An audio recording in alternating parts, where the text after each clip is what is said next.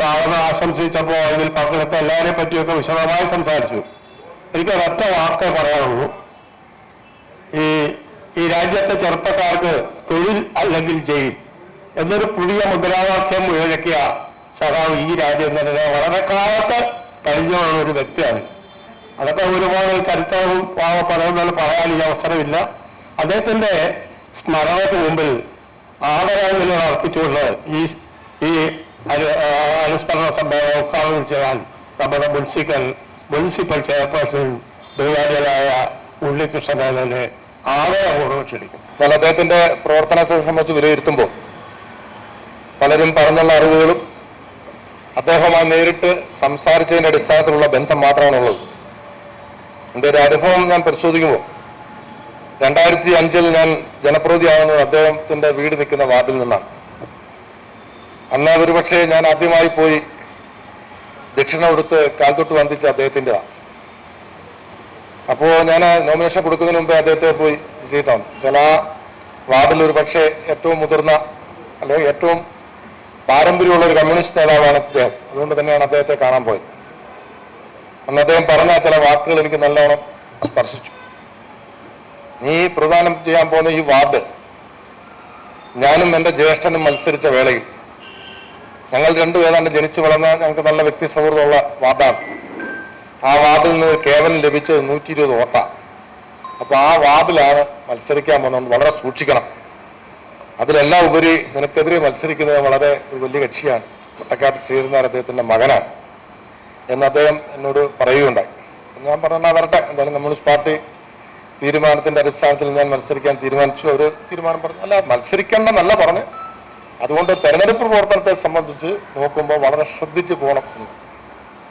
സ്വാഭാവികമായിട്ടും ഒന്ന് കമ്മ്യൂണിസ്റ്റ് പാർട്ടിയുമായിട്ട് യാതൊരു ബന്ധവുമില്ലാത്ത ഒരു വ്യക്തി 1999 വരെ. സ്വാഭാവികമായിട്ടും മുരളി സാർ ബ്രാഞ്ച് സെക്രട്ടറി ആയിട്ടാണ് എനിക്ക് ആദ്യം മെമ്പർഷിപ്പ് തരുന്നത്. ഞാൻ മനസ്സിലാക്കിയെടുത്തോളം Venu sir local committee member ടൗണിൽ. സ്വാഭാവികമായിട്ടും തെരഞ്ഞെടുപ്പുമായി ബന്ധപ്പെട്ട് പ്രവർത്തനങ്ങൾ ഒരു പക്ഷേ എന്നെ കൈപിടിച്ച് കൊണ്ടുവന്ന മുരളി സാർ തന്നെയാണ്. ആദ്യം തെരഞ്ഞെടുപ്പ് എനിക്ക് തെരഞ്ഞെടുപ്പ് എന്താ അറിയില്ല.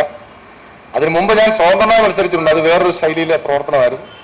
ഒരു ഇടതുപക്ഷ ജനാധിപത്യ മുന്നണിയുടെ സ്ഥാനാർത്ഥിയായിട്ട് മത്സരിക്കാതെ, അതായത് കമ്മ്യൂണിസ്റ്റ് പാർട്ടിയുടെ, അതിൻ്റെതായ ഒരു ശൈലിയുണ്ടല്ലോ. കമ്മിറ്റി കൂടുക, കമ്മിറ്റിയിൽ ചില വിഷയങ്ങൾ ചർച്ച ചെയ്യും. അതിൽ ഏറ്റവും പ്രധാനം അന്ന് ആദ്യമായി മനസ്സിലാക്കി പോസ്റ്റലോട്ട് കളക്ട് ചെയ്യുക. ഞാൻ മത്സരിച്ച വാർഡിൽ അന്ന് 54 പോസ്റ്റലോട്ടുണ്ട്. മുരളി സാറ് ഞാനോടാ അദ്ദേഹമാണ് അതെനിക്ക് പറഞ്ഞു തരുന്നത്. പുള്ളി അതെല്ലാം വളരെ ഡീറ്റെയിൽ ആയിട്ട് എഴുതി. ഇന്നത്തെ കോപ്പറേറ്റീവ് അർബൻ ബാങ്കാണ് ഞങ്ങളുടെ തെരഞ്ഞെടുപ്പ് കേന്ദ്രം. ആരും അറിയത്തില്ല. രാത്രി കാലങ്ങളിൽ അവധി ദിവസങ്ങളിൽ മുരളി സാറ് ഞാനോട് ബാങ്കിൽ ഇരിക്കുക, ഇതൊക്കെ എഴുതുക, അപ്പോൾ പോസ്റ്റലോട്ട് വരെയൊക്കെ കണ്ടെത്തുക. അപ്പോൾ അങ്ങനെ ഒരു ചിട്ടയായ പ്രവർത്തനം നടത്തി ഏതാണ്ട് 54 പോസ്റ്റലോട്ടിൽ 42 പോസ്റ്റലോട്ട് എൻ്റെ കൈവശമായി. ഞാൻ മുരളി സാറും വെളുപ്പാങ്കാലത്ത് ഒരു 5 മണി തൊട്ടേ പ്രയാണം പറഞ്ഞു. പല വീടുകളിലും ചെല്ലുമ്പോൾ അവർക്ക് രാഷ്ട്രീയപരമായിട്ട് ഈ പോസ്റ്റലോട്ട് നമുക്ക് തരാൻ താല്പര്യമില്ല. അവർ സ്വാഭാവികമായിട്ടും മറുചേരിയിൽ ചിന്തിക്കുന്ന വ്യക്തിബന്ധങ്ങളുള്ളപ്പോൾ നമ്മുടെ എതിര് സ്ഥാനാർത്ഥികൾക്ക് ഇതിനെ സംബന്ധിച്ച് അറിഞ്ഞുകൂടാത്തത് ഞങ്ങൾക്ക് വലിയ ഗുണം ചെയ്തു. അവർ വിചാരിച്ചതൊക്കെ അങ്ങ് പോസ്റ്റലിൽ എത്തിക്കണമെന്നായിരിക്കും അവർ കരുതിയത്. അങ്ങനെ ഞങ്ങൾ രണ്ടുകൂടെ പല വീടുകളിലും ചെന്ന് ഇവർ എണ്ണീക്കുന്നതിന് മുമ്പ് 5:30 ആകുമ്പോഴേ അവരുടെ ഫ്രണ്ടിൽ ആ തറയിലങ്ങ് ഇരിക്കും. അപ്പോൾ അവർ കഥ തുറക്കുന്ന ഞങ്ങളെ കാണുന്നു. അപ്പോൾ കണ്ടപ്പോൾ പച്ച മലയാളത്തിൽ പറഞ്ഞാൽ പ്രാവിക്കൊണ്ട് ഇതെടുത്ത് തന്നു. അവർ തരാൻ ഒട്ടും ആഗ്രഹിച്ചതല്ല. അപ്പം ഞങ്ങളെ ഒഴിവാക്കാനും വയ്യ, ചെന്നു പോയതുകൊണ്ട് തന്നതാണ്. അങ്ങനെ അത്തരത്തിലുള്ള തെരഞ്ഞെടുപ്പ് പ്രവർത്തനമാണ് നടന്നത്. അപ്പോൾ ആ കാലഘട്ടത്തിലാണ് അദ്ദേഹവുമായി കുറച്ച് ഏറെ ബന്ധം സ്ഥാപിക്കാൻ കഴിഞ്ഞതും അതിനുശേഷം. എൻ്റെ ബാല്യകാല സുഹൃത്തുക്കളെയും എൻ്റെ അച്ഛൻ്റെ അടുത്ത സുഹൃത്തുക്കളെയും അവരുടെ സഹപ്രവർത്തകരെയുമാണ് കാണുന്നത്. എന്നെ സംബന്ധിച്ചിടത്തോളം ഒരു ചെറിയ കുടുംബ കൂട്ടായ്മ പോലെ തന്നെയാണ് തോന്നുന്നത്. ആദ്യമായി ഇതിൻ്റെ ഭാഗമാവാൻ സാധിച്ചതിലുള്ള സന്തോഷം ഞാൻ പങ്കുവെക്കട്ടെ. അതോടൊപ്പം തന്നെ ഇങ്ങനെ അദ്ദേഹവുമായി അടുത്ത പരിചയം പുലർത്തി ഇന്ദുശേഖരൻ മാമനെ പോലെ, പല്ലിശ്ശേരി സാറിനെ പോലുള്ളവരൊക്കെ ഇവിടെ ഉള്ളപ്പോൾ ഞാൻ അദ്ദേഹത്തെക്കുറിച്ചുള്ള ഒരു പിതാവിൻ്റെ ഓർമ്മകൾ പങ്കുവെക്കുന്നത് അത്രയ്ക്ക് ഉചിതമാവുമെന്ന് എനിക്ക് തോന്നുന്നില്ല.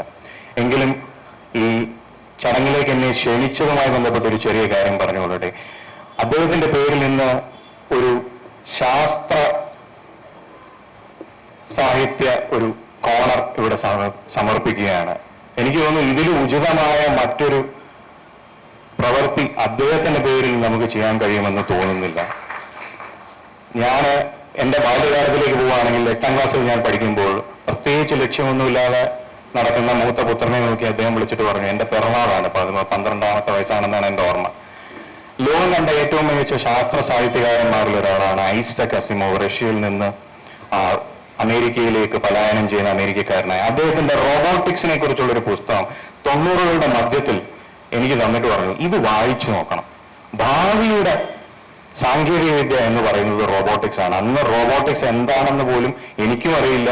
അപ്പൊ അദ്ദേഹം റഷ്യയിൽ എവിടെയോ പോയപ്പോൾ കളക്ട് ചെയ്ത ഒരു പുസ്തകമായിരുന്നു. ഞാനത് വായിച്ചു നോക്കി. സത്യത്തിൽ എന്നെ ഇത്രയൊക്കെ ഇൻഫ്ലുവൻസ് ചെയ്ത മറ്റൊരു പുസ്തകം ഉണ്ടാകാൻ തോന്നില്ല. ഞാൻ തീരുമാനിച്ചു, എന്തെങ്കിലും പഠിച്ചാവണമെങ്കിൽ ഞാനൊരു എഞ്ചിനീയർ ആവണം. എൻ്റെ പിതാവിനോട് ഞാൻ ചെന്ന് പറഞ്ഞു, തീർച്ചയായും നല്ല കാര്യം തന്നെയാണ്, കാശ് കൊടുത്ത് ഞാൻ പഠിപ്പിക്കത്തില്ല. അപ്പൊ എന്തായാലും ശരി, എൻ്റെ ഒരു ഭാവി തീരുമാനിക്കാൻ അദ്ദേഹം അതുപോലെ ഒരു മാർഗം അവലംബിച്ചതിൽ സത്യത്തിൽ ഇന്ന് തിരിഞ്ഞു നോക്കുമ്പോൾ അങ്ങേയറ്റം ചാരിതാർത്ഥ്യം എനിക്കുണ്ട്. അതോടൊപ്പം തന്നെ അദ്ദേഹം കൊച്ചിൻ ശാസ്ത്ര സാങ്കേതിക സർവകലാശാലയുടെ സെനറ്റ് അംഗമായിരുന്നു. അന്ന് ഫോട്ടോണിക്സ് എന്ന് പറയുന്ന ഫിസിക്സിന്റെ ലൈറ്റുമായി ബന്ധപ്പെട്ട ഒരു സാങ്കേതിക വിദ്യയുടെ ഒരു ഡിപ്പാർട്ട്മെന്റ് അവിടെ സ്റ്റാർട്ട് ചെയ്യണം. അതിനെക്കുറിച്ച് വന്ന് വാദോരാതെ ഒരു സയൻസ് അധ്യാപികയായ സ്വന്തം ഭാര്യയോട് സംസാരിക്കുന്നതും പ്രത്യേകിച്ച് താല്പര്യമൊന്നുമില്ലാതെ അമ്മ അതിലേ പോകുന്നതും ഒക്കെ ഇന്ന് ഞാൻ എൻ്റെ കൺമുന്നിൽ വളരെയധികം വ്യക്തമായ ഒരു ഓർമ്മ പോലെ ഞാൻ ഇന്ന് കാണുകയാണ്.